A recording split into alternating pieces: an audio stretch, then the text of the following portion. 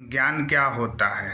ज्ञान का मतलब होता है समझदारी, सूझबूझ, चेतन अवस्था।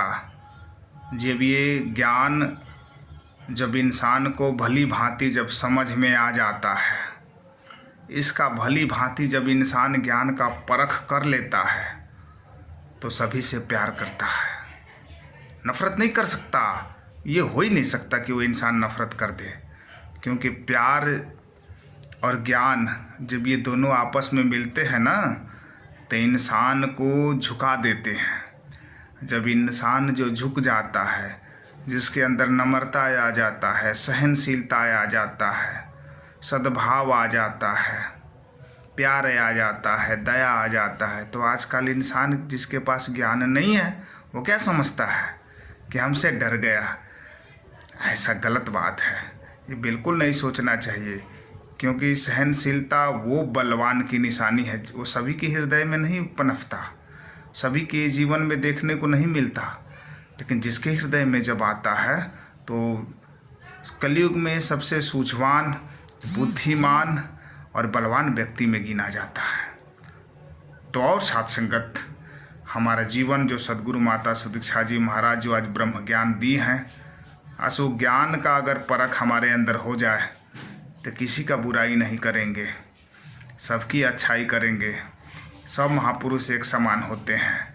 ऐसा ना हो साथ संगत कि हमारा मान सम्मान नहीं हो रहा है, उसका हो रहा है।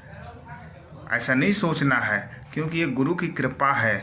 क्योंकि नहीं तो अगर गुरु की कृपा नहीं होती तो आप प्रैक्टिकल तौर पे देखो, अपनी आँखों खोल कर देखो कि जब ये जिस पे कृपा करता है ना तो एक चींटी से भी हाथी को मरवा देता है।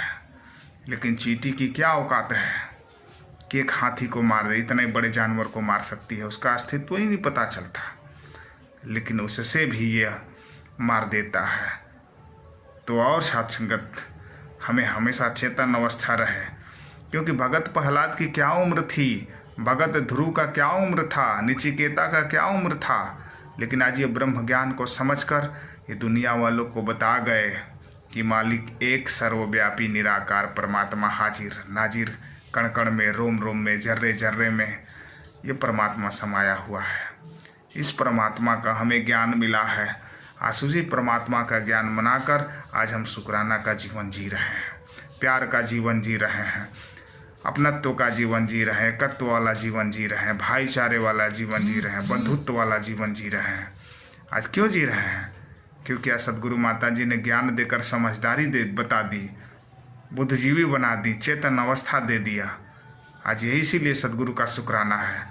नहीं तो वही दौर था, कभी दास इधर भटकता था तो कभी उधर भटकता था। अरे क्या ज़रूरत है कि हम कभी मध्य प्रदेश जाते थे, बंगाल जाते हैं, झारखंड जाते हैं, बिहार जाते हैं, नेपाल जाते हैं, दिल्ली जाते हैं, हरियाणा जाते हैं। क्यों जाते हैं? इसमें हमें क्या मिलता है? लेकिन उस सत्य का संदेश जो हम इस रहस्य को समझ चुके हैं, इसी सत्य का संदेश आज हम लोगों तक पहुंचाना चाहते हैं सद्गुरु माता सुदीक्षा जी महाराज की कृपा से, कि भाई इस उम्र में मैं इस सत्य परम सत्ता को जान गया, तेरा भी उम्र अभी है, तू भी जान जा, अपना लोक सुखी और परलोक सुहेला कर दे।